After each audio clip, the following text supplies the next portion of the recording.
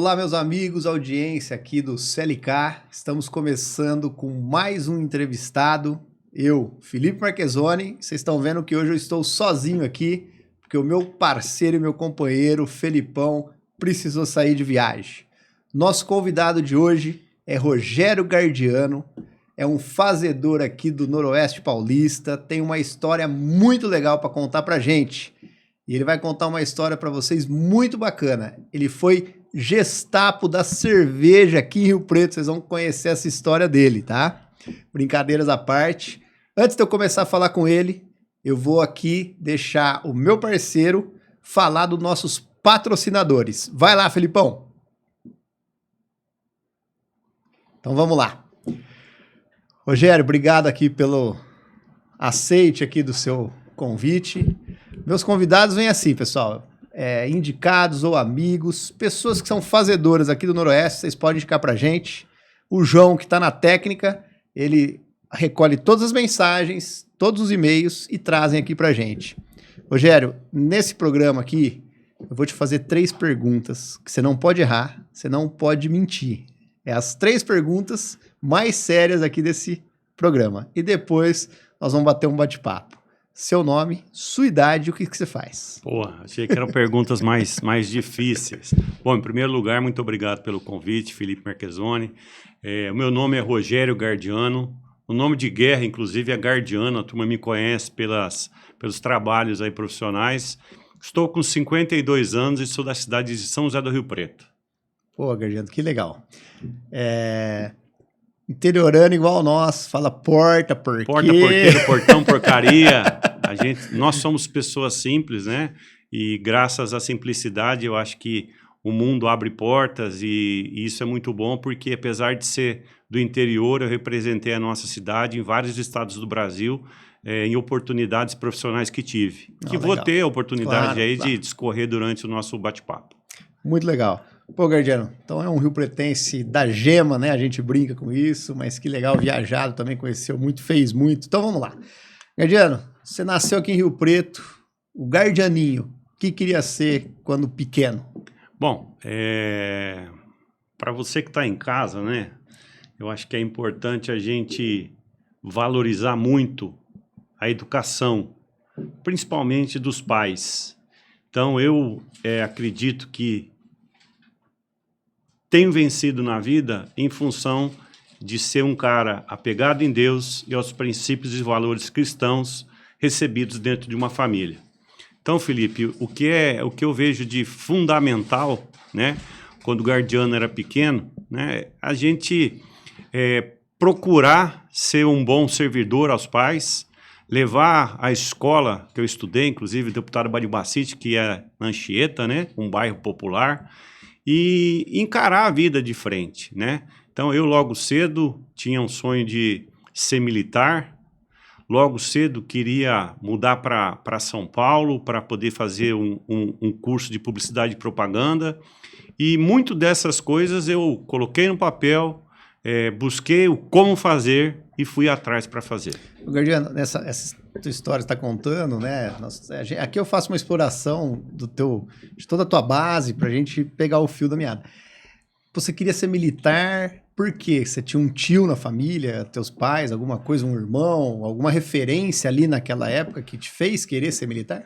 Não, na realidade eu vejo no Exército uma oportunidade muito grande do ser humano desenvolver a disciplina e também fazer uma carreira, né? E eu tenho muita gratidão de ter servido o tiro de guerra, e o presente que recebi nesse ano de 91 é que nós fizemos com 150 atiradores esse tiro. E eu fui o comandante de pelotão dessas 150 pessoas durante um bom tempo no tiro de guerra. Então você imagina, Felipe, nós garoto, com 19 anos, né? Já na liderança, né? Você mudar de posição, o colega que era do lado, você na hierarquia passar a ser monitor, depois cabo, e aí ter que comandar a molecada da sua idade. Então foi uma experiência incrível, e nesses 33 anos que eu fiz o tiro de guerra, digo para você que faria novamente. Por quê? conheci pessoas que estão hoje muito bem posicionadas na sociedade, que tiveram a mesma disciplina, escolheram bons caminhos, e eu recomendo aos pais que tenham alguma, talvez, reflexão, que coloquem eles, porque eles vão aprender muita disciplina, organização, força para o trabalho, e isso faz da gente pilares para crescermos no mundo como um todo. São valores e pilares que andaram se perdendo aí ao longo do tempo, né, Gardiano? Gardiano, teu pai e tua mãe fizeram o que, assim? O que era? Rapaz, meu pai e minha mãe são o meu grande orgulho, tá? Eu venho de uma família que inicialmente, quando pequeno, morava numa casa de fundo na Imperial, e meu pai tinha um Jeep que ficava numa ladeirazinha, então de vez em quando o Jeep estava lá embaixo na avenida, mas nunca o pessoal levava ele. Mas, e era um Jeep militar. Era um Jeep verde, né? daquele tradicional. Aqueles do Comandos em Ações. Exatamente. E aí, meu pai fez carreira na CPFL por 35 anos, e minha mãe inicialmente era do lar. Ela não teve oportunidade de fazer uma faculdade, mas ela tem um dom, né? Nasceu com um dom para o artesanato. Então, muito do empreendedor que eu sou hoje, devo a essa base familiar da minha mãe. Porque enquanto eu estava em casa... que eu estava buscando. Realmente, sua mãe que vem essa criatividade, e o empreendedor tem esse quê criativo. Exatamente. Né? Eu via minha mãe lá fazendo pinturas em porcelana, pinturas em geral, e eu queria ser útil. Então, eu comecei para ela buscando matéria-prima, comecei para ela passando verniz, e isso ao longo do tempo me deu responsabilidades. Claro. E naquela época não era como é hoje, que existe o e-commerce, que você vende as peças pela internet. O e-commerce era Gardianinho, vai lá levar. Na época era o quê? Você montava uma lojinha no fundo da sua casa, e também poderia ir na praça cívica, né? Que existia a praça lá. E naquela época as praças eram usadas para famílias, exatamente, né? Não aos moradores de rua que é hoje, infelizmente, né? Eu ia na Swift, inclusive, montar lá uma barraquinha e tinha um combinado com ela. Falou, olha, trabalho contigo final de semana, mais 10% do que vender vem para que eu possa fazer meu pé de meia. Poxa, que legal. E esse combinado... a base sua. Exatamente. E eu sou muito grato a esses ensinamentos. Eles estão vivos? Então, por uma questão de destino, né? Minha mãe faleceu muito cedo, com 42 anos. Poxa. Né? Teve aí um câncer de mama. Inclusive, as mulheres que estão assistindo, façam a prevenção, não deixem de fazer aí anualmente, nova, né? Porque muito nova. Quando ela ficou sabendo, ela teve período muito curto, de 2 anos, tá? E o meu pai seguiu com 3 filhos, né? Então, outro guerreiro. Você é o mais velho dos 3? Eu sou do meio. Então, o Admar tem 53 anos. Muito próximo. Eu tenho 52 e o Guilherme tem 40 anos, todos homens.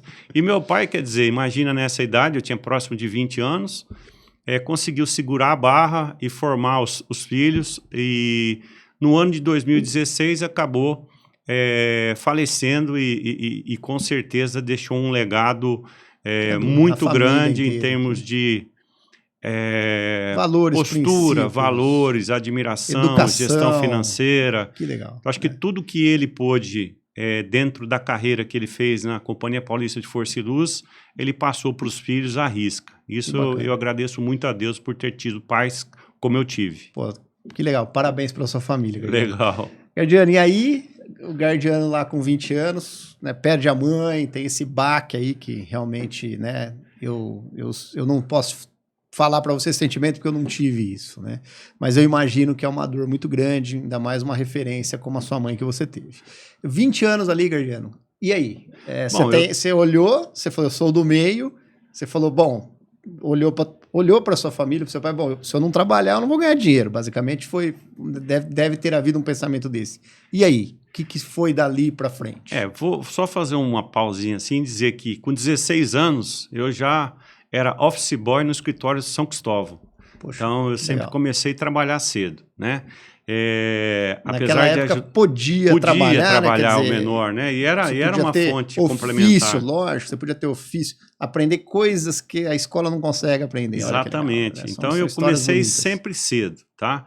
E com 20 anos eu já tinha feito o curso de formação no tiro de guerra e eu já estava iniciando a minha faculdade. Então eu quis fazer publicidade e propaganda, porque o finado Washington Oliveto, eu via nele aqueles comerciais maravilhosos. E seguindo aí esses bons exemplos, eu entrei na faculdade de publicidade e propaganda. E aí, em Rio Preto? Em Rio Preto. Aqui em Rio Preto.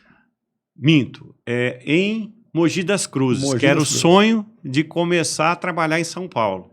Você estava chegando mais próximo. Mais próximo da capital. Passava a capital e ia para Mogi das Cruzes. Só que aí no primeiro semestre, na pensão que eu morava, tinha 14 estudantes.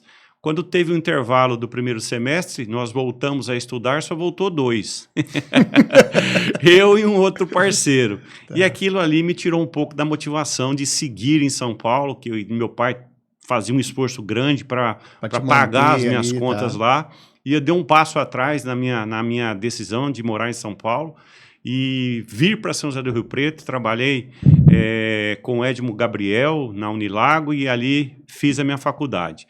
Coisa muito boa, que meu pai também puxou minha orelha e falou, agora bora estudar firme aí também, bora trabalhar para pagar sua faculdade. Legal. E desde o início, na época o Diário da Região era impresso, todos os dias eu tinha lá a obrigação combinada com meu pai de buscar emprego. Então eu era aquela pessoa que todos os dias saía buscando emprego. E nessa oportunidade, como você falou a questão de ser decano aí da cervejaria, eu tive a oportunidade de fazer e participar de um projeto piloto, que é um projeto que chamava Eagle, que era um projeto criado pelo Marcel Teres, Beto Sucupira e o Jorge Paulo Leman. Então, eles estavam no momento que fizeram um piloto em Recife e em São José do Rio Preto. São José do Rio Preto foi escolhido. Foi escolhido. Poxa, que legal. E aí, nessa oportunidade, fizeram um processo seletivo e buscaram gente sem vícios. E eu entrei num processo bem grande, feito no Hotel São Paulo, em São José do Rio Preto, e confesso que assustei, porque cheguei lá, tinha mais de 300 pessoas buscando emprego. Buscando emprego. E aí eu passei na primeira fase, no segundo dia me chamaram, no terceiro dia fui lá, um papo mais descontraído, e eu percebi que a empresa era uma empresa ainda muito jovem, né? E naquela época era Brahma. Era Brahma, né? Ela acabou entrando... Eles tinham acabado de comprar, eles fizeram o Banco Garantia e tinham acabado de fazer uma aquisição ali, Brahma. Exatamente. Fizeram a aquisição da Brahma, mas eles, para cobrar os distribuidores, eles precisavam aprender como fazer. Então, eles compraram 2 unidades para que eles fizessem. Okay. Então, na época, indenizou o Sinibaldi, que estava aqui, e nós entramos nesse lugar. E aí foi o maior presente que eu tive, porque a Ambev, inicialmente, ela começou sendo uma escola... Mas não era Ambev na época. Não, na época era Igor Rio Preto. Igor Rio Preto. Eu com 6 meses de trabalho na Igor Rio Preto. E ainda era Brahma, Skol, tudo Antártica, separado. Um brigando com o outro. Não tinha nada da fusão ainda. Isso aconteceu durante o percurso que passei por lá. E lembro que com 6 meses eu já fui promovido para ir para Agudos, como um analista de marketing. E uma coisa muito curiosa...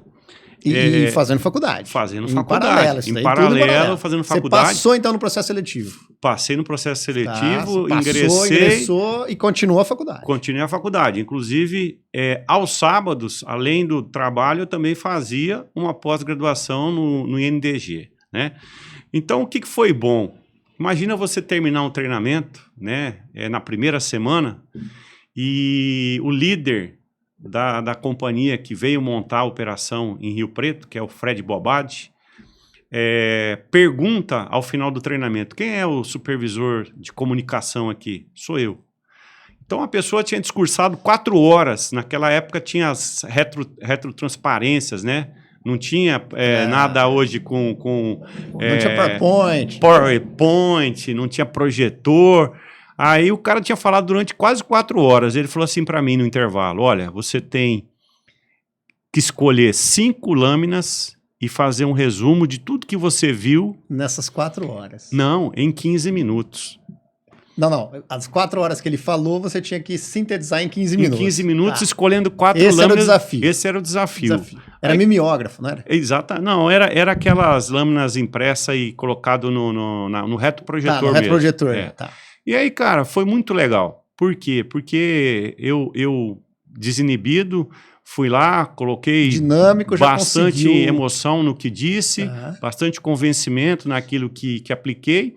E no próximo intervalo foi aonde me abordaram dizendo, olha, você vai ficar pouco tempo em Rio Preto. Então eu vi que era empresa, de fato, uma empresa meritocrática. Tá? E aí fui para Agudos, e de Agudos fui para diversos lugares aí para poder sempre crescendo na empresa e fazendo novos projetos. Gostaria de citar, Felipe, se você me permite. Só um parênteses. Agudos é a famosa água de Agudos. Eu lembro que eu era moleque e em mesas assim, meu pai junto lá, os amigos falaram, não, essa daqui é de água de Agudos, é bem melhor essa cerveja, a cerveja é muito mais gostosa. Realmente tem alguma questão da água de Agudos? Mas hoje a água, ela por uma questão química, ela pode ter um tratamento muito equivalente. Mas, de fato, a água naquele tempo, de 94, que ainda impactava, tinha ainda que não Malte tinha uma 90, tecnologia. outras marcas, era realmente a cerveja mais preferida. Tanto é que existia lá uma métrica, todo revendedor que batesse meta, ele tinha 100% da produção dele de Agudos. Aquele que não batesse meta tinha que buscar cerveja em outras unidades. Olha então, aqui. De fato, a empresa reconhecia como um grande ativo, um grande valor a marca vindo de Agudos. Tá? E aí eu queria comentar com você que, indo para a fábrica, a responsabilidade aumentou, né? Porque passei a cuidar de um território, passei a morar em Bauru, e aí surgiu, que aqui o Rio Pretense conhece bem, que é a festa do Peão de Barretos. Né? Então, pela primeira vez, em 95, eu fui para a festa do Peão de Barretos e tinha como missão colocar um cartaz da festa, montar uma exposição de produto nas lojas de conveniência e colocar o preço. Então, esse foi o meu primeiro desafio. E fiz com muito louvor.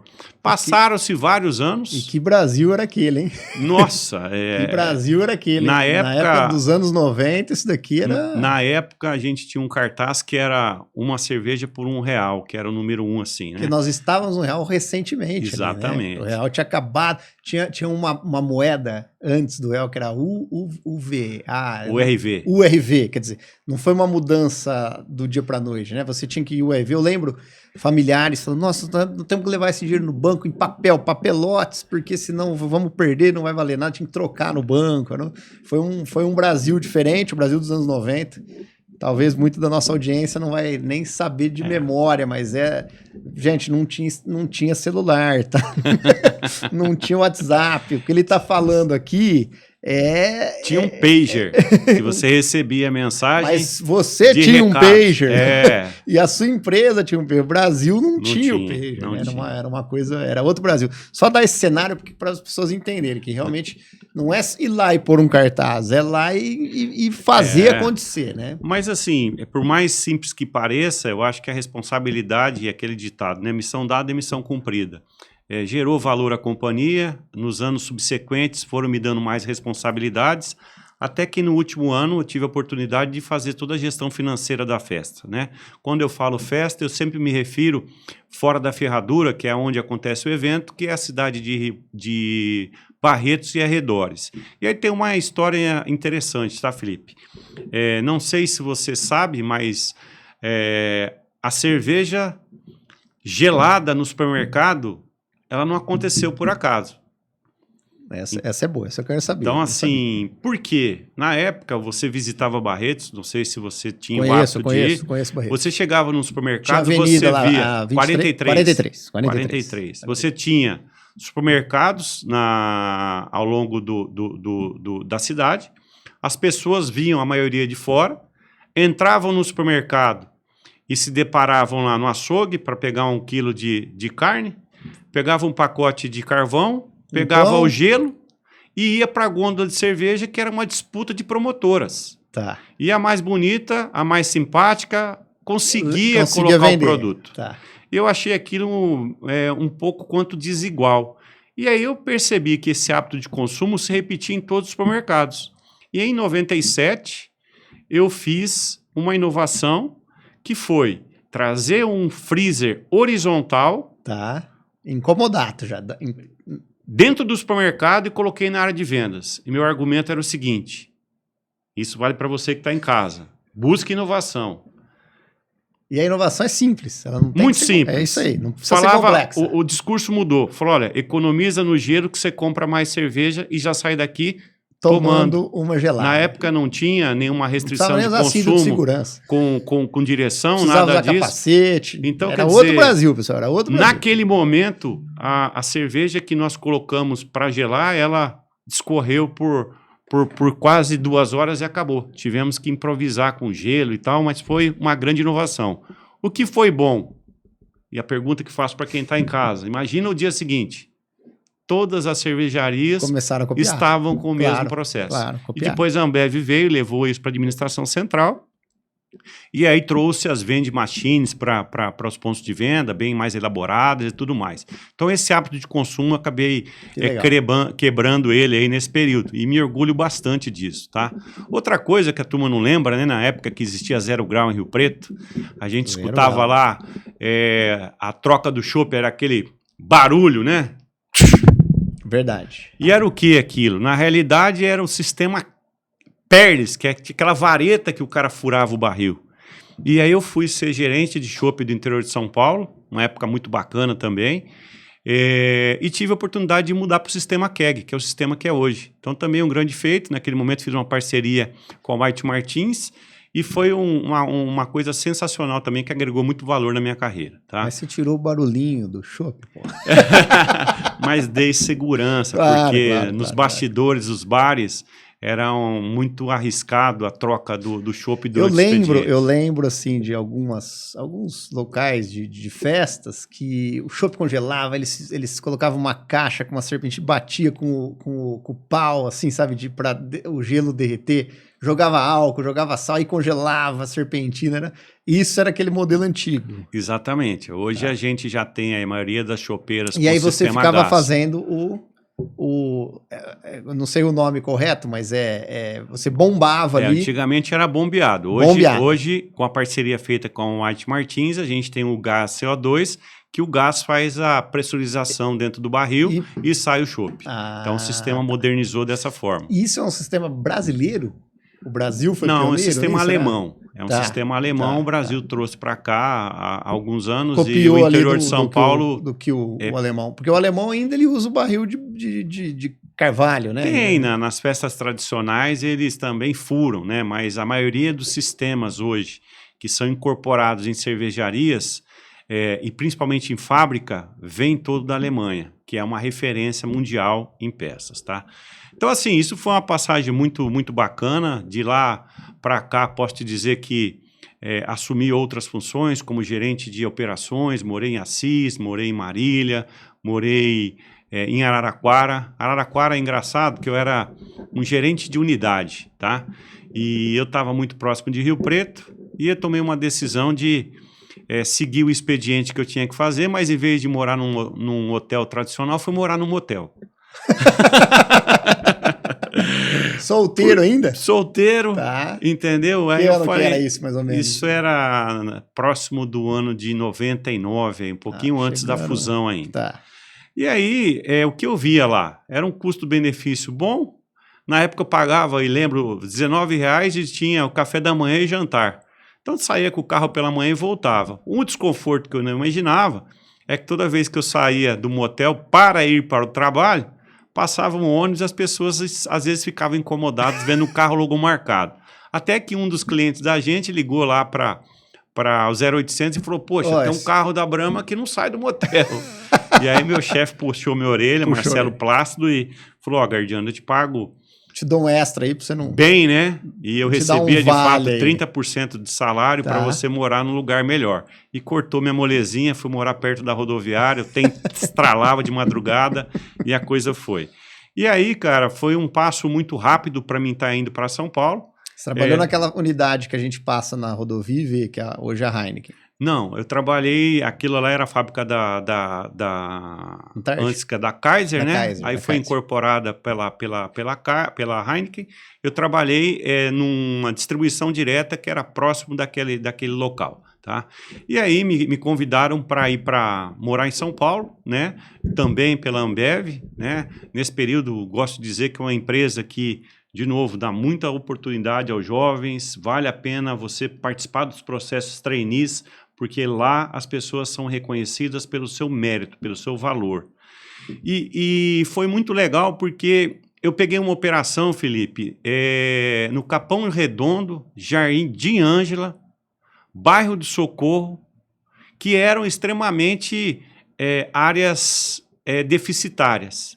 Aí nós contratamos uma empresa de segurança para a gente poder avaliar onde é que a gente podia entregar.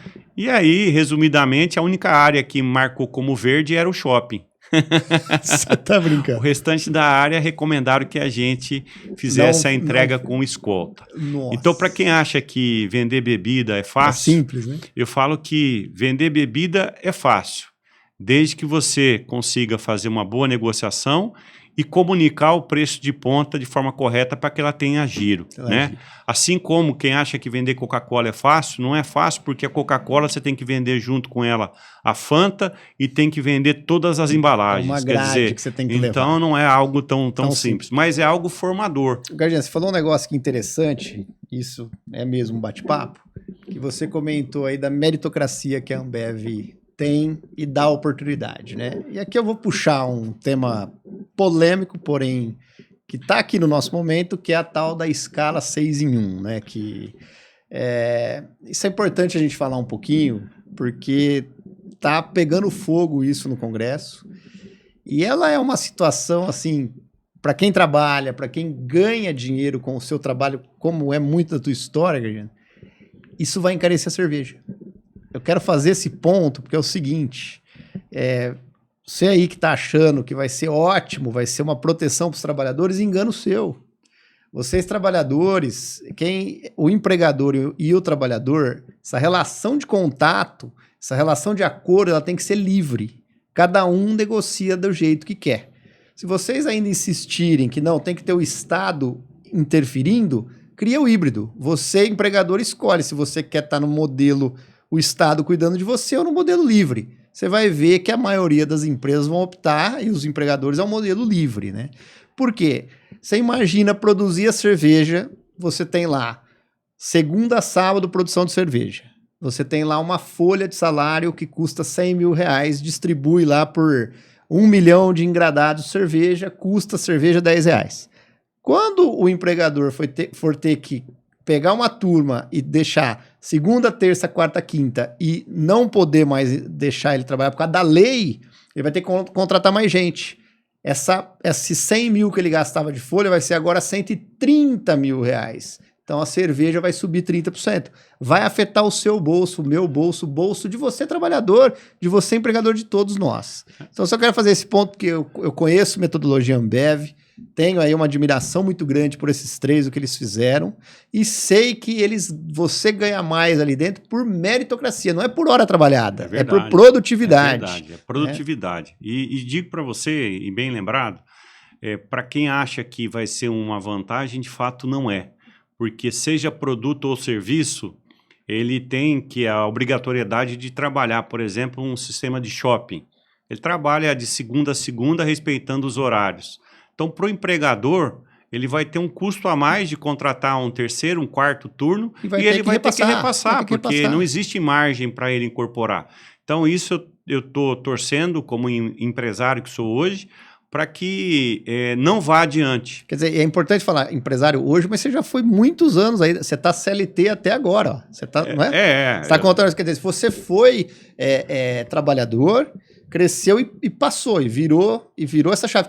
O que é legítimo e normal, as pessoas querem prosperar na vida, e você fez isso, e você sabe hoje, como estando do lado do empregador, olha o perigo que nós estamos passando.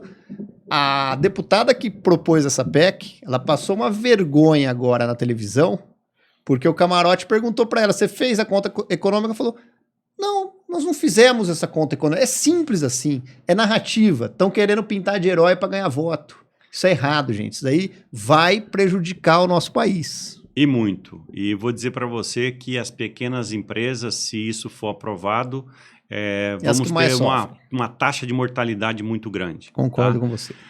Seguindo aí um pouco da história que você aí acabou enfatizando, dentro da Ambev fui trabalhar lá nessa área periférica, aprendi a resgatar vendedores em delegacia, porque todo dia tinha um furto. Aprendi a andar dentro do carro da polícia para buscar as motos que foram roubadas e aprendi de novo a manter a ética para não ser seduzido pelo mercado muito traiçoeiro. Eu lembro que na época tinha alguns adegueiros que concentravam a venda de bebidas que queriam te corromper por benefícios. Então a integridade é sempre acima de tudo, tá? E uma coisa muito boa é que nesse período aí de 99 para 2000 houve a fusão. Imagina que a gente estava durante ainda uma festa do Peão de Barretos, Brahma de um lado, Skol do outro, e você é obrigado a ver um jornal nacional passando lá um comercial de 3 minutos que as duas rivais se uniram. E a gente no meio de uma guerra. Competição, né? Dentro de uma guerra, claro, de fato, claro. Com metas segregadas. Claro. E aí eu fui chamado, e com muito orgulho, para participar do projeto Blues, que era o projeto que passava a padronização do programa de excelência da Brahma para a padronização do programa de excelência da Antártica. E eu trabalhei no interior de São Paulo, trabalhei também em Sorocaba, em Campinas, em grandes distribuidoras para formar o distribuidor da Antártica em um distribuidor multimarca. Tá. E a partir dali, a gente começou a ter revendas multimarcas, então era bimarca, era trimarca, equipes de vendas que trabalhavam também várias marcas. Então isso foi um marco muito importante em nosso país e teve um ganho de escala muito grande, né? Porque otimizamos as plantas Fabris e também a política de preços como um todo ficou melhor posicionada, né? E aumentou portfólios, porque deu entrada para novos mercados. Então, a gente tinha, no passado, poucas empresas que estavam trazendo produto. Pela dimensão da companhia, a companhia começou a trazer outras marcas e fazer aquisições na América do Sul, que proporcionou você chegar hoje no supermercado e ver a infinidade de oportunidades. Foi nesse momento que teve que fechar algumas unidades. Também. E aí que eu fiz a brincadeira, que você é a Gestapo, né? Que você participou desse movimento. É muito difícil quando a gente tem uma cartilha a ser seguida, né? E claro, jovem, você chega lá, apresenta um plano de ação muito claro de como fazer. E eu tinha os cheques de aquilo que está sendo feito ou não, né? A medição. E aí, quer dizer, quem não acompanhou esse processo ficou pelo caminho. Ficou pelo caminho. Tanto é que hoje as revendas que existem são revendas de grande porte, todas elas trabalhando no sistema trimarca, todas com rentabilidade e atendendo o Brasil de norte a sul com excelência, né? O Zé Delivery veio hoje aí para somar no abastecimento algumas avenidas de algumas áreas, né? Estavam faltando. Mas é um negócio que a Ambev sempre buscou fazer, buscou inovar, tá? E aí, morando em São Paulo, eu fiquei pouco tempo nessa operação lá doentia, que era uma operação difícil. Fui chamado a trabalhar na Moca. A Moca era o status, que era em frente à fábrica da Antártica. E lá eu assumi uma responsabilidade que era ser gerente de uma área de supermercados, fiz um bom trabalho, recebi bônus duplo na época. Posteriormente, fui convidado a ser gerente regional de operações, onde eu trabalhei com o segmento de refrigerante, que é refrigerante, não alcoólicos e não carbonatados, que é a água, o Lipton Ice Tea, Gatorade e outras marcas, tá? Então, a empresa só tem a agradecer. Pena que com 33 anos, né, no ápice da minha carreira profissional, já com 2 filhos, né, que ainda não fiz nenhuma citação, vou aproveitar agora, senão vou esquecer. Não, por favor. Queria agradecer muito aí a minha parceira de vida, que é a Virlaine, e os meus filhos, a Ana Luísa, que hoje mora no Canadá, e o João Vitor, que está estudando lá na UNAERP, que está batendo firme atrás de um estágio. Que dê tudo certo para vocês também, filho. Pô, que bom. Beijão a todos vocês aí. E aí, em que ano que você casou, Guri? Eu casei em 2001. Pô, logo na fusão Logo ali. na fusão, sentei no banco, o gerente do banco me liga e aí eu dou uma outra dica. Quando nasceu meu segundo filho, que foi em 2004, ainda estava na Ambev. E aí o gerente do banco ligou para mim e falou, olha, parabéns, nasceu seu segundo filho. O que você está pensando de futuro para eles? Eu falei, vou educá-los, tal. Não, estou falando financeiramente.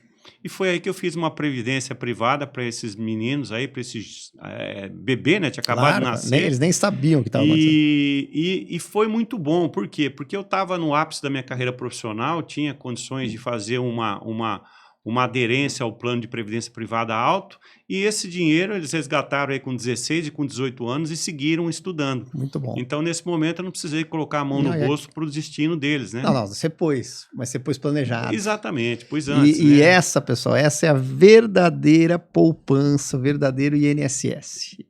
É um pouquinho todo mês, teus filhos nasceram, meses de vida, o pai pensou nisso, poxa, eu tô com a força de trabalho agora, eu tô trabalhando agora. Você foi lá e colocou um pouquinho que vira ao longo do tempo um pocão. Einstein falou isso, a coisa maravilhosa do mundo é o juros sobre juros, né? E aí você deu o quê para os teus filhos? Além da educação, além de tudo isso, você deu o conforto financeiro para eles poderem escolher a faculdade que querem, o caminho que eles querem seguir. Exatamente. E aí você, mesmo que tenha condição, né? Eu sempre falo que a gente tem que dizer não para algumas coisas. Porque se você der o peixe para os seus filhos, eles nunca vão aprender a pescar. Um ditado antigo também. Claro. Tá?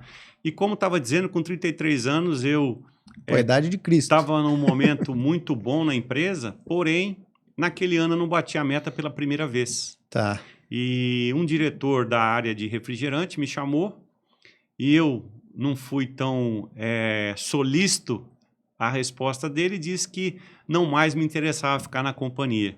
Na área de refrigerantes, queria voltar para a área de cerveja, onde eu sempre fiz a diferença. Mas a empresa ela tem um percentual que é o quê? 5% das pessoas elas demitem a cada ano, 50% das pessoas elas reconhecem como bônus e o restante ela mantém na organização. Então, eu entendi que tinha chego no meu momento de deixar a companhia. Você ia estar naquele 5% ali. E aí tem uma ligação difícil, tá? Vou simular aqui ligando para o meu pai, né? Liguei para o meu pai e falei, pai, hoje me despeço da Ambev, que já era Ambev. Em São Paulo, na Moca. Em São Paulo. E a partir de amanhã vou fazer um outplacement pela companhia para buscar uma recolocação no mercado. Meu pai não entendeu bem isso. Tá. Ele pegou umas 30 camisas que ele tinha da Brahma, encheu um latão e meteu fogo. Você tá brincando. Verdade. Olha só. E aí eu falei para ele, não pai, a vida é assim. Porque ciclos. Ele não tinha experiência de mudar de empresa, né? Porque ele aposentou em 35 anos na mesma companhia. E foi a grande oportunidade que eu tive na minha vida, Felipe. Então, assim, apesar de ter sido um aprendizado, essa minha demissão na Ambev, eu tive a oportunidade de participar de um escritório de recolocação em São Paulo, que era a Mariaca. Eu fiz mais de 33 entrevistas presenciais. O Mariaca é um headhunter. Com headhunter. E assim, muito do meu trabalho que eu me empenhei para buscar... Eles fizeram tuas capacidades, e foram encaixando entrevistas. Você tem que entrevistas. vestir terno e gravata, colocar lá o currículo debaixo do braço. Naquela época você mandava ainda por mala direta, tinha a questão do e-mail, mas eram entrevistas. Então eu fiz muitas entrevistas em São Paulo, passei em uns 4 processos seletivos e tive a grande oportunidade de entrar na Sadia. Olha que legal. Uma empresa que na época tinha 62 anos, extremamente familiar, na posição de gerente nacional de food service. E nessa empresa, em pouco menos de 6 meses, me promoveram para gerente de projeto estratégico, que era o quê? Respondia diretamente ao Gilberto Tomazoni, que hoje é o CEO global da JBS, e tive a responsabilidade, nos 4 anos que fiquei na empresa, de implementar uma área de pricing na empresa, que nem se conhecia o que era pricing. Tá. Pricing para a nossa audiência aqui é precificação dos produtos, né? Exatamente, a gente entender do custo... Saber se você pode vender naquele preço, se está dando prejuízo ou lucro. Exatamente. Né? Então, isso é uma coisa básica, tá? Mas muita gente... às vezes pode passar batido, me desculpem principalmente comércio de gastronomia. Muita gente está vendendo lá batata frita mas não sabe o custo. E não sabe o custo. Então a gente fazia um algoritmo, e foi feito um algoritmo de vendas, através de uma consultoria que chamava Intelectas, que eu dou um mérito ao Tomás Yazima. Esse cara trabalhou na Ambev também durante um bom tempo e ele foi matéria do Fantástico por ser uma cabeça brilhante na Que legal. época. E ele inventou uma metodologia própria de poder precificar através de ferramentas como leitura de ponto de venda, como utilização de Instituto Nielsen e outras variáveis, e também o custo, e nós chegamos com um projeto em 2 anos a ter uma lucratividade de 51 milhões de reais na época, em 5 filiais que foram testadas do projeto. Só que o que eu não contava, rapaz, é que junto com esse projeto de pricing, vinha para as minhas mãos a responsabilidade de fazer o processo de vendas para padronização da equipe comercial da Sadia. Então, em 2006, eu lancei o livro do processo de vendas da Sadia, também da marca Resende, também do Food Service, e aí eu perdi alguns amigos. Por quê? Aí vou dizer aí, peço desculpas para alguns talvez estejam assistindo. Na sexta-feira existia um ditado que a Sadia ia o pessoal pescar. E aí o processo de vendas fazia o cara estar na revenda até sábado, na meio-dia. sexta e no sábado visitando o cliente. Então foi uma mudança muito grande. Cultural. Junto com isso eu fiz um projeto que chamava Voar. A linha de comando aceitou isso, falou, faça. Aceitou. Eu apresentava para o conselho, na época, uma das pessoas do conselho... Porque isso é uma mudança fundamental. Uma das pessoas do conselho de renome era a própria Luísa Helena, do Magazine Luiza. Tinham outros, Falcone também, que é o pai da gestão. E quando eu apresentei para o conselho, foi aprovado em unanimidade e foi colocado isso no Brasil inteiro para funcionar. Então foi um grande legado que eu deixei, mas que mexeu com a rotina de muita gente. Mas em termos de produtividade foi muito legal. O que aconteceu, eu virei sócio da Sadia, só que no ano de 2006 a 2008... Só que a Sadia teve um problema com o mercado financeiro, com derivativos, que é uma aposta em dólar, né? Eu sei da história. E a empresa quebrou. Isso foi culpa do CFO lá na época, que brincou. Época foi o Adriano que tava ganhando dinheiro fazendo operações. Uma aposta no mercado financeiro. E aqui cabe um ponto aqui, tá? Mercado de ações, pessoal, você chega a zero. O que é chegar a zero? Você colocou 1.000, você pode chegar a zero. A ação pode não valer nada. Isso aconteceu ali na época, as empresas do Eike Batista não chegaram a zero, mas chegou muito próximo de zero, né? O mercado que ele está falando, assim, o que aconteceu com a Sadia foi brincar de derivativos. Isso daí, na época, era BMF, são mercados futuros. Mercado futuro, quando as pessoas falam, tô ganhando mercado no dólar, no índice, cuidado. Esse mercado você não vai a zero, você vai a menos alguma coisa. E aí esse é o perigo. Por isso que às vezes vocês vão ver em alguns filmes, em algumas entrevistas, que a empresa foi comprada por $1. Tá? Isso acontece muito no americano, isso foi o que aconteceu com a Sadia aqui no Brasil. Nós tivemos um caso desse, que essa brincadeira de uma empresa desse nível, com esses pontos de vendas, uma brincadeira no sentido de brincar mesmo de aposta financeira. De aposta financeira, e ganhou-se muito dinheiro durante muito tempo, porque o dólar só subia, chegou um momento, o dólar veio para trás, né, ele voltou, e aí a empresa literalmente quebra. E aí ela quebrou quase 10 vezes o faturamento que ela tinha. Nossa. Então não tinha uma outra solução do que buscar uma junção. E aí a gente na época tinha feito uma oferta hostil para comprar a Perdigão. Poucos meses depois tivemos que ser incorporados pela Perdigão. Tá? E aí foi uma coisa também que eu queria citar, que foi muito importante. As pessoas que trabalham em fábrica não tinham muita visão do mercado e achavam que a marca Sadia vendia sozinha. Okay. Então eu fiz um projeto na Sadia, que eu já tinha participado na Ambev, que era um dia onde o executivo sai do escritório e vai para o mercado. Então na Sadia nós denominamos como voar, que era ver, ouvir, aprimorar e realizar. Tiramos mais de 180 gerentes do Brasil inteiro. Eles acompanharam um dia da rotina do vendedor, falaram com o ponto de venda e escutaram deles as qualidades que nós tínhamos como produto, as oportunidades de serviço que nós tínhamos para o amadurecimento da companhia. E isso acredito que perpetua na empresa até hoje. Que legal. Aí eu tive que morar no Nordeste, porque o próprio Tomazoni me chamou, falou que eu fui pego nessa fusão fora de uma função de um cargo. Claro. E aí ele falou para mim o seguinte: Guardiano, eu quero ver você executar o que você escreveu nos manuais nos aqui. Manuais lá em Recife. E na época eu tinha oportunidade de ir para Recife e ir para o Rio de Janeiro. E eu lembro que oscilava, né?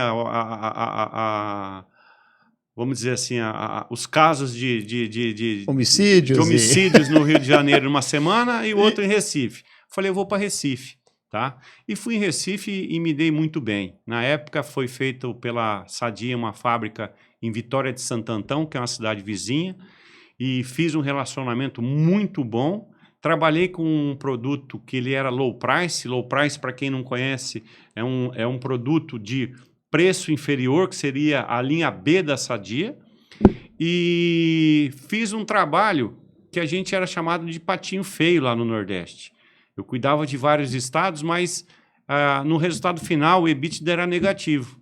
Então eu fiz um trabalho de capilaridade, que é distribuição, reposicionamento de preço, reposicionamento de embalagens, e em 2 anos eu denominei que nós éramos o besouro, mas que nós voávamos. Então a gente criou um ditado que era o seguinte: vamos para cima porque o besouro voa. E nós fomos reconhecidos como a melhor equipe de vendas do Brasil no ano de 2009 para 2010. Fui convidado a voltar para São Paulo, voltei como gerente nacional do canal de autosserviço, porém a empresa estava muito política. Naquele momento fui assediado pelo grupo GP, através do Fersen Lembrano e sua equipe, e eu fui assumir um outro desafio, que era trabalhar com leite. Não sei se você já teve a oportunidade de trabalhar com lácteos, mas é algo que consome a saúde do produtor e da equipe e de todos. Você sabe que eu lembro do leite, eles levavam em casa.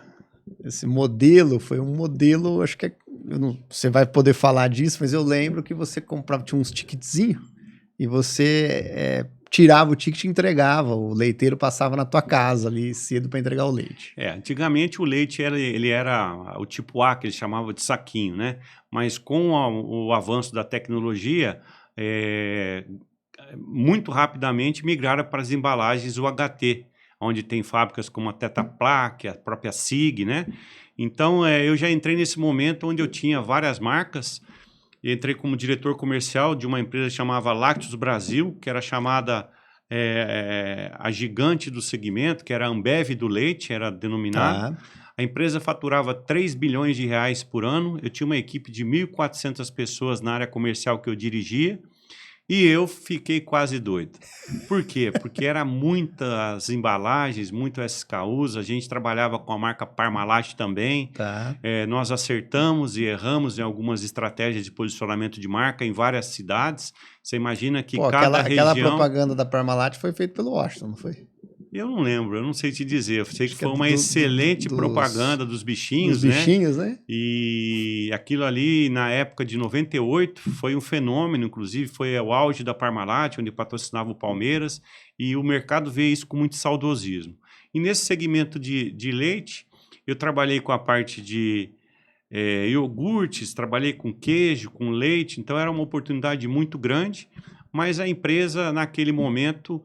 Ela, no meu entendimento, olhando hoje, faltou um pouco mais de cautela nas ações. Nós atropelamos um pouco, porque a empresa tinha um problema de caixa e tinha que fazer ciclos de venda muito rápido, né? E isso fez com que nós tivéssemos endividamento com bancos de segunda e terceira linha e chegou aí a ter que ser a empresa vendida num segundo momento, tá? E aí, um fato muito legal, me chamaram para conversar, fizeram lá a minha passagem para um outplacement, e fui eu novamente no tal do outplacement. Eu falei, rapaz, eu já sei fazer, já sei procurar emprego. E aí, o que foi o grande legado? Foi novamente conectar com as pessoas. Fui convidado a morar em Recife, por incrível que pareça, meu nome lá já era bem forte em termos de distribuição. E assumi uma empresa que ela tinha 3 fábricas, 35 categorias de negócio, que chama Asa Indústria e Comércio, no bairro de Afogados.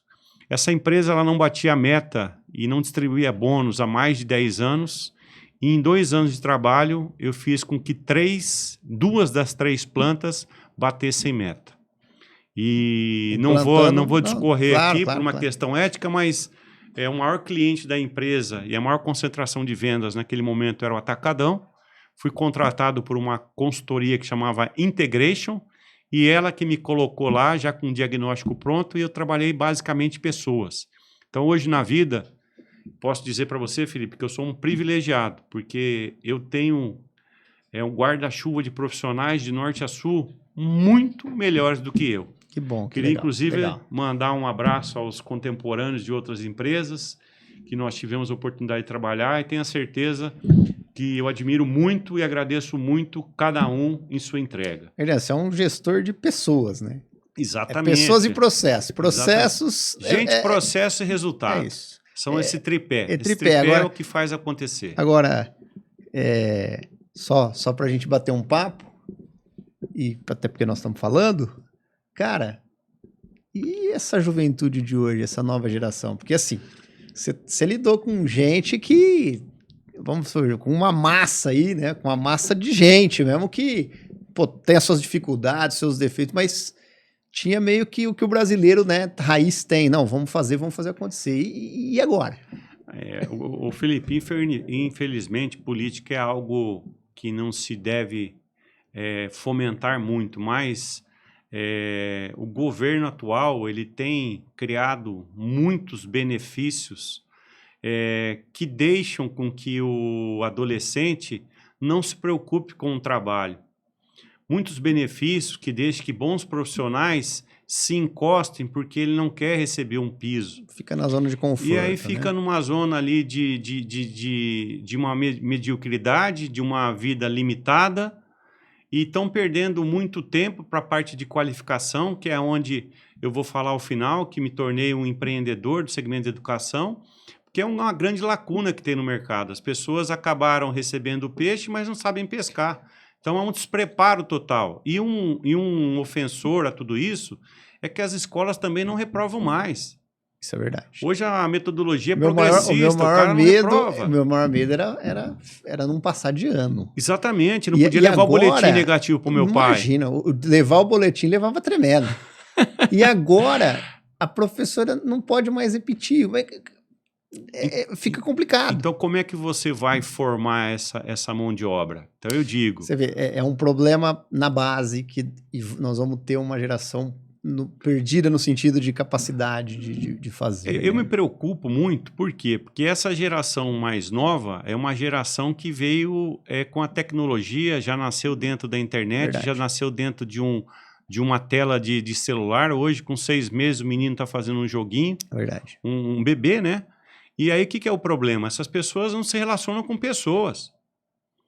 Então, está ficando aí um hiato muito grande para grandes empresas formadoras de pessoas para resgatar esse valor. Porque olha, o pai não consegue hoje administrar isso dentro de casa mais. E olha, Gardino, eu conheço muitos empresários aqui na região e posso afirmar para você que não falta emprego na nossa região. Não falta. Não falta. Não falta. O que tem de empresários aqui precisando, e combina, e a pessoa não vai, fica 2 dias, não vai, assim. Assim, gente, olha a história do Gardiano. Você tem que começar de baixo, cara. Você tem que começar, né, office boy, vai crescendo. Olha que história, olha a linha dele, é uma linha muito, muito certa, muito bonita. História muito bonita. Hoje a moçada já quer sentar na mesa do diretor e ser diretor do quê? Sem embasamento, sem massa. E você falou um ponto aqui extremamente importante, né? Pessoas e gente existem, mas você tem que saber lidar, conversar, comunicar. Veja bem, não é o melhor médico que ganha mais dinheiro. Você sabia disso? É o médico que se comunica melhor. Não é o melhor advogado que ganha mais dinheiro, é o advogado que se comunica melhor. Nós temos que saber se comunicar, e para saber se comunicar é falar com pessoas. E o fundamental, por exemplo, nessa passagem minha na ASA, foi levar todo o corpo diretivo que ficava nas fábricas para o mercado. Então, por exemplo, tinha um executivo que eu tenho total admiração, que inclusive ele tem pousadas em Fernando de Noronha, e ele passou a visitar o mercado. Então você imagina, pôr no seu carro o dono da empresa para escutar lá e ver o produto se está precificado, se o produto está no ponto de venda. Então essa cultura de varejo muito forte, tá? E foi muito bacana essa passagem, eu fiquei lá 2 anos, aí eu fui apresentado a um orçamento que era muito otimista, eu fui muito sincero com o Eduardo Henrique, falou, Eduardo, acho que é melhor você pensar a empresa sem um guardiano, e eu tinha um contrato de permanência com ele, ele honrou tudo que ele combinou comigo e eu fui para o mercado novamente. Aí fazendo uma caminhada em Boa Viagem, já tinha comprado apartamento ali na Navegantes, que é a Avenida Navegantes, para quem não conhece, é paralela Isso em Recife. A Boa Viagem ali, né? A Avenida Boa Viagem. E em Recife, tá? É em Recife. E naquele momento eu vi um comercial de TV sendo gravado, uma moça bonita, chamando a atenção e tal, era Itaipava. Então o Grupo Petrópolis estava levando para o Nordeste a cervejaria Itaipava. E aí tem um grande feito que eu gostaria de dizer, eu entrei nessa empresa através de um network pelo LinkedIn, mandei meu currículo para o diretor financeiro, que era o Agostinho. O Agostinho me mandou para Boituva e eu fiquei 2 dias discutindo meu contrato, porque eles queriam me dar 2 áreas, que era Bahia e Sergipe, e eu não queria sair de Pernambuco, de Recife. E aí eu consegui costurar que eu ficasse com Pernambuco, Alagoas, Paraíba, Rio Grande do Norte, Bahia e Sergipe. Mas e a base a minha tua base sua lá Recife, em Pernambuco, Recife. Porque eu já tinha feito 13 mudanças na minha vida. Então eu não estava querendo mudar mais, tá? E o que aconteceu de diferente? E a família junto. Família junto. O que aconteceu de diferente? Eu continuei sendo os mesmos guardianos. Essas pessoas boas que eu descobri ao longo da minha carreira, parte deles eu trouxe para trabalhar comigo como regionais de vendas. Nós abrimos 35 unidades de negócio, que eram revendas de distribuição da Itaipava. Enfrentei a minha formação, que na época era Ambev, que estava bem mais evoluída em termos de tecnologia. Claro. E tive uma batalha que saí de lá com 12% de participação de mercado. Por quê? Tem o Guto Sepúlveda. Do Nordeste. Do Nordeste. Você penetrou 12% do mercado de serviço. Exatamente, que é um mercado gigantesco. 12% Não, é muita coisa. Muita coisa. É muita coisa. Pra você ter ideia, a gente passou... que é um benchmark? A liderança da cervejaria, que na época era a Skin Carioca, que era líder lá em alguns segmentos, tá? E aí, o que foi feito de diferente? Cara, o exemplo de estar na rua todos os dias com o vendedor, supervisor, no ponto de venda. Então, para quem tem preguiça de trabalhar, não vence. Então, você tem que ter determinação, tem que ter foco, tem que ter propósito. E com o propósito, você chega lá. E foi o que eu fiz. E aí, eu peguei o Guto Sepúlveda, era um cara que fazia rota noturna. Então, ele fazia todos os bares noturnos que formavam opinião. Eu fiz um projeto na época, com 5 casas nas 50 maiores cidades que eu trabalhava, e fiz um pedido para o dono do Grupo Petrópolis, que era o seu Walter Faria, numa mesa de boteca em Boituva, para ele investir nessas 250 casas. Enquanto a turma estava fazendo lá um happy hour, estava fazendo negócio com ele. Saí com ele com um contrato assinado e em pouco tempo virei 250 casas no Nordeste. Então, por isso que o meu share cresceu. Outra coisa que eu fiz foi buscar parceiros na parte de eventos. Encontrei o Bruno Rego em Pernambuco e encontrei um outro parceiro na Bahia. E aí a Itaipava, lá no Nordeste, era chamada da cerveja dos grandes eventos. Então, os eventos que antes eram patrocinados por outras marcas passaram a ser da Itaipava. A Itaipava virou uma referência para isso. Virou uma referência. Muito do trabalho que você colocou. Então, isso para mim foi um grande legado também. E aí chegou nesse ano, meu irmão mais novo, que é o Guilherme, me ligou, né? Falou, pô, cara, você já está longe de casa faz muito tempo, você não está querendo voltar? E eu falei, poxa, é de se pensar. E aí começou um outro ciclo aí. Tá? Isso que ano, mais ou menos? 2015. 2015. Então, eu fiquei no Nordeste lá um bom tempo. E Nossa, viveu bastante lá, hein? Vivi, conheço muito lá e fiz muitos amigos lá. Lá é uma cidade muito acolhedora, uma cidade de bons profissionais, uma cidade que, para quem não conhece, né? Ela tem a maior fábrica de vidros planos da América Latina, quiçá do mundo, que é uma empresa de 5 anos, mais ou menos. Lá ela tem a maior fábrica da Fiat da América Latina. Então, é uma cidade muito próspera. Infelizmente, o que acontece lá é que com o adjunto do Porto do Suape lá que teve, um investimento numa governança questionável, fez com que quebrasse e ficou muita gente que, como mão de obra que foi para lá para fazer o porto, que ficaram à deriva. O porto não funciona ainda até hoje? O porto funciona, só que com uma capacidade muito baixa. Tá. Né? O estaleiro lá que era para ser feito, ele foi concluído, foi inaugurado, mas ele não é o maior fomento que existe por lá. Tá. Então, muitos empregados ficaram sem emprego. Então, o Recife é uma cidade de contraste social muito grande. Né? Você tem pessoas muito ricas e pessoas muito pobres, infelizmente. E aí, nesse convite do meu irmão, foi o seguinte, poxa, vamos montar franquia. Eu estou aqui em Campo Grande, ele foi gerente regional da Caterpillar, que é aquela empresa de tratores, sim. E ele tinha um vizinho de condomínio que trabalhava no SEBRAC, que é o Centro Brasileiro de Cursos, na área de cursos profissionalizantes. E ele me chamou, cara, vamos para Londrina, que é a sede, eu queria que você apresentasse lá, que a gente se conhecesse esse projeto. E, rapaz, nós fomos de ônibus, eu sou um cara muito simples. Você é de Recife, ele de Campo Grande. Ele de Recife, Campo Grande. Peguei um avião, vim para Rio Preto, se deixei minha família em Londrina. Em Recife. Não, encontramos em Rio Preto. Encontraram aqui. Saímos daqui de ônibus. Londrina. Fomos para Londrina. Calça jeans, a roupa do corpo, para voltar no mesmo dia. Bate e volta. E aí, na conversa que tivemos, eu me entusiasmei também com os meus irmãos e saímos de lá, em vez de comprar uma franquia, compramos 7. Nossa! Então, nós somos detentores de 7 unidades do SEBRAC. Temos 7 praças, né? Uma em São José do Rio Preto, uma em Franca, uma em Ribeirão, que já estão ativas, e 4 a serem abertas, que é Marília, Catanduva, Bauru, e tá faltando uma aí, que é Araçatuba. Tá? Você pegou bem o eixo próximo. Você está num raio aí de uns 200 quilômetros. E nós vamos expandir isso no futuro. Tá? E adicionalmente a isso, tamanha foi a paixão por ter entrado no SEBRAC.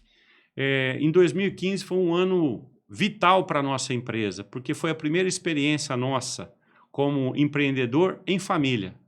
Então, para quem acha que trabalhar com uma família é um desafio, eu falo que não é somente um desafio, é um aprendizado constante. E eu mudei muito ao longo do tempo com o trato com os meus irmãos e com os meus sócios, né?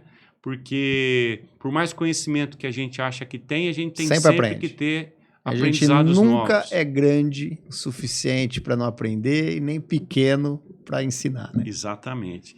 E aí, o que foi bom? Nós pegamos uma escola com 200 alunos em Rio Preto. E só um pouquinho. SEBRAC, que é de comer? Conta para nós. O SEBRAC é uma franquia de cursos profissionalizantes. Tá. Ela capacita jovens de 13 a 50 anos. Okay. Tem vários cursos que nós fazemos com a metodologia presencial, como administrativo, como informática, como um curso na área da saúde, que é denominado farmácia. Hoje não existe mais datilografia, quem substituiu é a informática, né? Na saúde a gente tem farmácia, tem cuidador, tem o curso de idiomas, que é o inglês, e tem um curso que os guardianos, né, construíram, que é manutenção de celular, que também já está com uma vendagem... Incorporou isso. Incorporou. E vocês, por exemplo, um jovem aí que quer... vai escutar a gente, está nos escutando. Eu falo vai porque isso aqui fica na internet chá de eterno, né?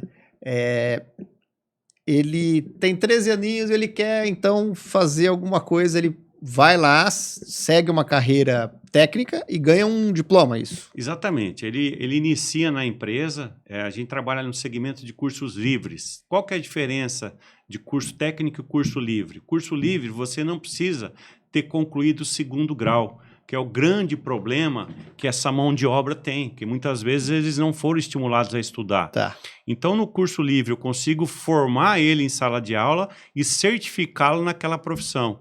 Então, por exemplo, quem faz um curso de manutenção de celular, ele sai montando uma loja. Tá. Quem faz o curso de cuidador sai ganhando aí quase R$3.000, pois é. Trabalhando e assistindo pessoas. Por quê? Porque a população tende a envelhecer, que é um dos motivos que a Previdência nossa está falida. Claro. Né? Você fala recorrentemente no programa sobre isso. Sim, sim. Inclusive, é uma profissão de futuro. Então, Eu também acho. eu queria até aproveitar aqui, se você me Claro, permitir, claro. vou falar com quem está em casa. Eu vou falar o seguinte, olha, até o dia 30 desse mês de novembro, Felipe, eu vou assumir um compromisso com você.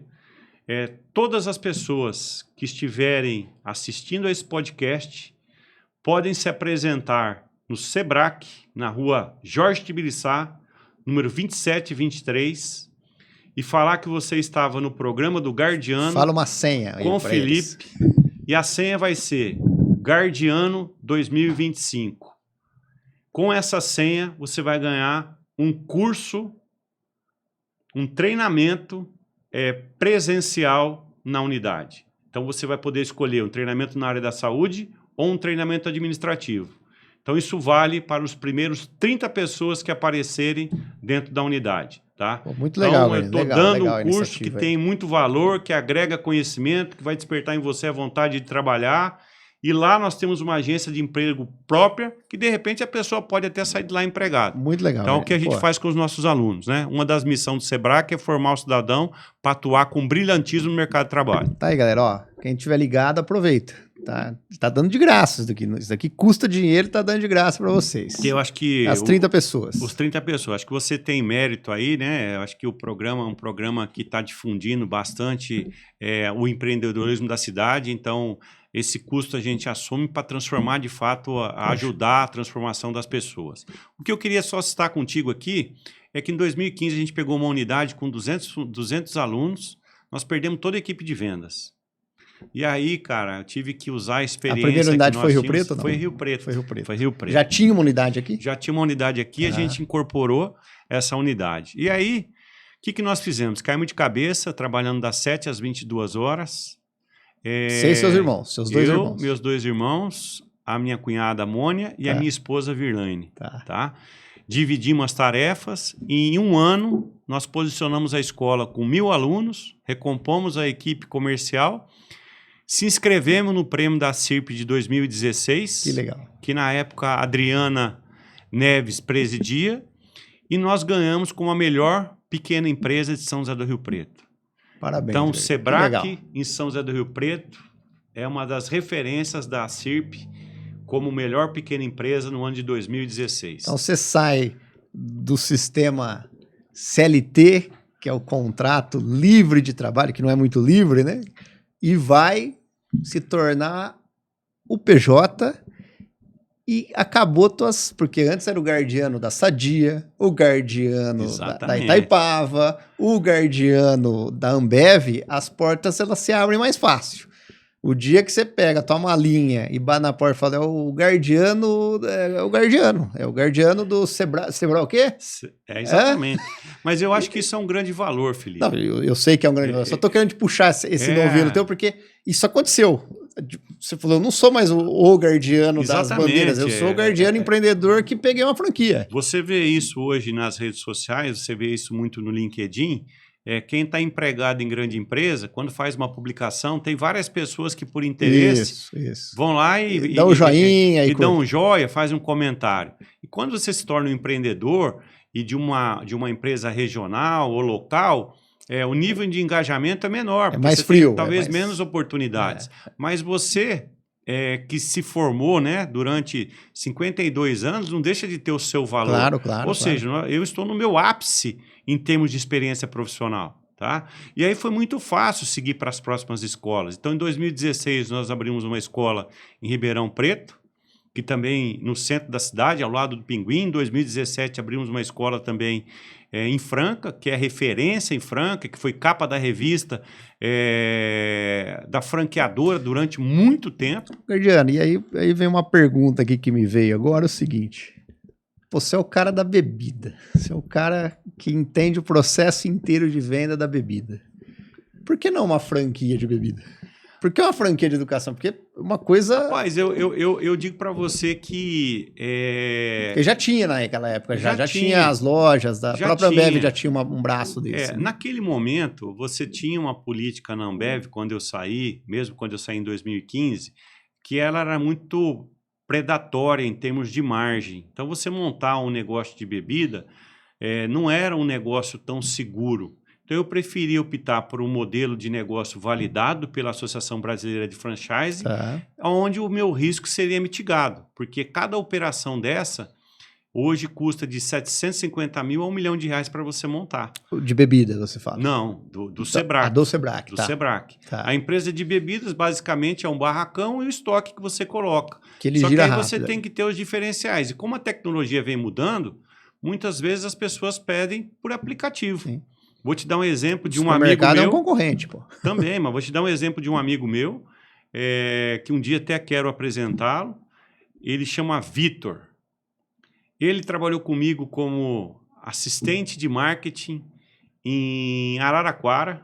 Vou aproveitar aqui e mandar um abraço ao Vitor, que foi meu assistente de marketing em Araraquara. Quando eu fiz 50 anos, ele fez questão de vir à minha festa. Tive mais de 250 amigos por lá. Ele gravou um vídeo, resgatou um vídeo de uma homenagem que eu tinha recebido dos meus pais. E hoje, simplesmente, ele é a maior potência em termos de distribuição de cerveja gelada no Brasil. Cerveja gelada. Tem cerca de 90 lojas e a marca que ele trabalha chama E-Shop. Pô, eu sou cliente dele. Exatamente. Pô, Vitão, sou teu cliente, pô. Exatamente. Não, e que sacada, hein, meu? Então, que sacada fantástica. Pensa numa pessoa... Acabou o problema, né? Tipo assim, porque nós temos um problema sério com as esposas, né? Você não pode contar pra elas que você vai fazer o churrasco, aí já começam os problemas. Então, você chega em casa, ela deixou fazer o churrasco, o E-Shop resolveu o problema. Resolveu, ele entrega. Ó, traz tantas daqui, já traz gelado, você já liga na carne e a coisa acontece. E ele vende também, além... E a carne é do nosso patrocinador, carne... Mamãe, casa de carne da mamãe. Legal. Então, assim, e ele tem um portfólio muito grande, né? Então, hoje ele tem mais de 80 lojas, eu tiro o chapéu pela grandeza. Agora, se você perguntar para mim o que ele está fazendo essa semana, sabe o que ele está fazendo? Não imagino. Visitando loja. Tá. É a metodologia. A cultura se passa pelo Mas olho rede, no olho. É rede, ou ele franqueou? Não, é tudo próprio. Tudo rede. Tudo próprio. Rede própria. Tá? Então, você imagina a dimensão de um negócio desse. Tá? Então, esses dias ele estava fazendo uma negociação grande com o Santander, porque só de maquininha, só de tributos, você imagina a potência. Imagina. Então, isso é muito bom. Tá? E aí eu escolhi a educação por essa segurança. Que legal. E aí chegou em 2018, Felipe, eu já constituído lá em Ribeirão Preto, fui procurado pela Unicesumar, que é uma grande universidade, hoje pertencente ao Grupo Vitro, que tem a marca Unicesumar e Uniaself, para abrir um polo de educação. A Unicesumar é Maringá. É Maringá. A sede fica em Maringá. Fui para Maringá, falei com o dono, o reitor da faculdade, ele fez um aporte para a gente abrir Ribeirão Preto. Que legal. E estamos até hoje em Ribeirão Preto. Você sabe que da Unicesumar, não sei se ele ainda é, mas acho que o Lair Ribeiro tinha uma cadeira lá. Eu acredito que sim. Acho que tinha uma cadeira. Sempre a Unicesumar, ela está sempre servida de bons profissionais. Eu lembro isso porque eu assisti uma palestra dele online, do Lair, e ele estava na Unicesumar, por isso que eu estou lembrando. Legal. Agora. E eles se cercam de pessoas muito boas. Hoje é quase que um dos... E uma cidade maravilhosa. 4 maiores grupos educacionais do Brasil. Olha, tá? Maringá é uma cidade assim... É uma cidade incrível. Tive o prazer de conhecê-la o ano retrasado. Extremamente arborizada. Maravilhosa. Uma cultura diferenciada, se assemelha muito a Curitiba. Tá? E aí o que aconteceu? Eu entrei no negócio da Unicesumar, que era um negócio EAD, fizemos lá um experimento. Hoje, inclusive, a gente patrocina... o Clube Botafogo de Ribeirão Preto. Opa, então, se legal. você observar lá, nós estamos aí na 16ª posição no campeonato, está um pouco difícil ali, né, para a gente... 18ª, desculpa, posição, mas eu tenho certeza que a gente vai chegar ali, não vai cair. É só fazer a base. E a gente tem uma parceria educacional. Olha que coisa boa. A Unicesumar patrocinou aos atletas e aos familiares dos atletas bolsas de estudos integral Para o camarada que está fazendo o treinamento, fazendo a viagem, ele pode, no intervalo, fazer a faculdade. Porque o EAD ele pode fazer em qualquer lugar do Brasil. Então, quer dizer, que sacada. Aproveitar e agradecer o James, que me apoiou na parceria da Unicesumar, o Saviani também, que me apoiou, e eu tenho certeza que está fazendo a diferença para o time do Botafogo, porque a educação sempre projeta as pessoas para um cenário melhor. Porque muitos jovens, né, eles sonham em ser profissionais, mas nem todos chegam nessa condição. Verdade. Então, quando você consegue fazer com que eles treinem, que também estudem, a possibilidade deles vencerem na vida é muito grande. Sem dúvida, acho tá? que são duas combinações tops. Gardiano, parece que não, mas já estamos fazendo 1h20 já de bate-papo. Puxa vida, cara. foi rápido, hein? Passa muito rápido, né? Conversa boa e isso daí é muito bom e ajuda. Então nós vamos entrar aí, vamos estender mais uns 10 minutinhos pro final. Legal. Pô, primeiro, a tua história é muito bacana e acho que a gente sempre gosta de deixar na nossa audiência um gostinho de quero mais. Então, legal. Vamos fazer uma outra rodada, mas eu acho que é importante você contar pra gente o que isso daqui tá fazendo aqui em cima. Bom, Ô, João, se você puder mostrar aqui, ó, o que esse bag tá fazendo aqui, porque isso é outro empreendimento que o Gardiano tá fazendo. João e Felipe, eu aprendi que na vida nós temos sempre que continuar estudando, né? Então, quando nós abrimos essas 3 unidades do SEBRAC, abrimos a Unicesumar... Ainda 4 para abrir. Ainda temos 4 para abrir. Mas em 2022, pós-pandemia, que o ensino teve uma mudança significativa, nós abrimos uma unidade em Sertãozinho e abrimos uma unidade também em Porto Ferreira. Então, e vocês fazem online também ou não? Por causa da pandemia. A Unicesumar a gente faz online e o SEBRAC tem alguns cursos híbridos. Tá? E aí eu estou em casa esse ano, né? Tem um grupo de executivos que nós conversamos sobre negócio e eu descobri uma empresa japonesa de 50 anos que lida com saúde, né? E aí eu fui apresentado por um mentor espanhol que é justamente a empresa Enagic, que ela proporciona a água Kangen. Enagic. Ela é japonesa. Sim. Ela é japonesa, tem 50 anos no Japão, tá? E é uma água que tem 3 diferenciais. Ela é antioxidante, ela tem o pH superior a 9,5 e ela é super hidratante. Ou seja, ela previne 196 doenças, ela te dá uma energia acima da média para quem pratica esporte. E, de fato, ela é a cerveja dos atletas. Para você ter uma ideia, Cristiano Ronaldo, em um dos comerciais de TV dele conhecido, ele tira a Coca-Cola da frente dele e coloca a garrafa de água que ele toma.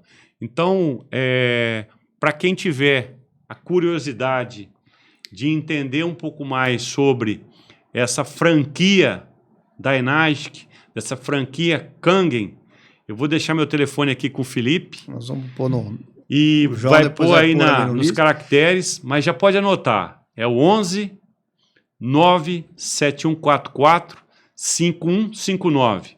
Manda uma mensagem para mim, Kangen. Eu faço questão de chamá-lo para fazer uma apresentação. Por que disso? Mas, Gardiano, fica tranquilo que nós vamos falar mais, vai ser chamado novamente. Nós vamos falar mais sobre isso, tá? A gente vai bater mais esse papo. Aí a gente fala especificamente sobre essa água, esse modelo de negócio. E, cara, eu vou deixar aqui para você agora um tempo, se você quiser fazer aí um tempo livre, aí, 2 minutos, para você se despedir, que nós vamos já fechar e encerrar o nosso bate-papo. Bom, Felipe, em primeiro lugar, quero agradecê-lo pelo convite, pela confiança que você teve nessa conversa informal. Quero agradecer aos telespectadores aí pela audiência, agradecer a minha família que me dá o apoio para continuar sendo um profissional dedicado, agradecer aos meus filhos por terem sido pessoas boas até então e deixar um abraço a todas as pessoas que tive a oportunidade de trabalhar. Pode ter certeza que cada uma delas trouxe muito valor ao conhecimento que eu tenho hoje. E eu digo a Felipe, aproveitando os jovens, que vocês têm que ter em mente uma profissão, né? Hoje eu trabalho no segmento da educação, tenho a oportunidade de formar pessoas em cursos profissionalizantes e também graduação e pós-graduação EAD. E não tenham dúvida que o melhor investimento é aquele que você faz em você. Hoje existe o programa Pé de Meia nas escolas, onde o jovem recebe uma bolsa e ele pode reverter essa bolsa num curso do Sebrae. Tá? Então, é um fomento que a gente faz à educação para que pessoas estejam sempre preparadas para os desafios que vêm pela frente. Nós sabemos que o governo, nesse momento, atravessa aí por diversos problemas, né? A gente vai passar por uma onda aí de tributação de tudo quanto é coisa. Tudo que é tipo. Tende os preços a aumentarem. Tem essa situação da escala de trabalho que preocupa. Preocupa bastante. Então, falta inteligência na gestão desse negócio. Eu no seu Brasil tenho uma capacidade de fazer as coisas não dar certo, que é incrível, né? Não, o país do futuro, ele nunca chega a esse futuro, né? Eu, modéstia à parte aqui, sou um grande fã do ministro da Economia. Não do atual, né? Do anterior, que eu acredito que acrescentou muito valor e posicionou o Brasil em um patamar diferente. Então, a gente tem que vencer as turbulências, temos que nos preparar, temos que organizar os nossos planejamentos para que a gente possa vencer na vida. Então, o meu desejo é que vocês que estão assistindo possam sonhar, possam escrever o como fazer, que é super importante, o caminho, e bater as metas aí. E quem é pai, mais uma vez, põe o menino para fazer o exército aí, que vai ganhar muita disciplina. E o que as pessoas muitas vezes não têm noção, Felipe, que é quanto maior o número de pessoas boas que você conhece, mais fácil é o trânsito para você em diversas vias, porque você acaba conhecendo pessoas de diversas áreas. Você sabe que antigamente mandava no mundo quem tinha terra. Depois mandava no mundo quem tinha capital, quem tinha indústria. Hoje a moeda mudou e as pessoas não perceberam. Não é mais nem terra nem capital. É networking, conhecer gente do bem. Isso abre portas, isso alavanca negócio, e é isso que a gente quer, e é isso que a gente faz muito aqui. Né? Eu e o Gardiano, nós também temos alguns negócios juntos aí que vocês vão saber mais para frente. Legal. E uma outra coisa, assim, para finalizar, tá? Eu, dentro da minha modesta experiência de 52 anos, tenho mais de 50 mil seguidores lá no LinkedIn, fiz esse ano, no primeiro semestre, uma mentoria para 3 pessoas, para 3 jovens. Coloquei lá, olha, quem entrar em contato comigo, me convencer aí que tem um propósito de vida legal, e os 3 mentorados hoje estão trabalhando em grandes companhias, e um deles foi promovido inclusive para trabalhar numa emissora de remarca e renome nacional. Legal. Então eu falo assim, isso é devolver para a sociedade. Você conseguir que compartilhar a experiência, principalmente com um jovem, você vai ter certeza que vai impactar a vida Gardiano, dele. se eu pegar aqui do meu bolso uma moeda e te der de R$1, eu vou ficar R$1 mais pobre, você vai ficar R$1 mais rico. Se eu te contar a minha ideia, eu não vou perder nada. Você vai ganhar, eu vou ganhar. Compartilhar as coisas. Exatamente. Isso é muito legal.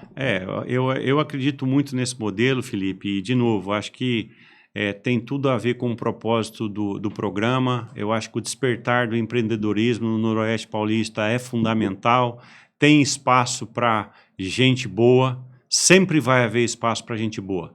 E eu tenho certeza que nós vamos organizar essas pessoas e brevemente teremos uma sociedade melhor.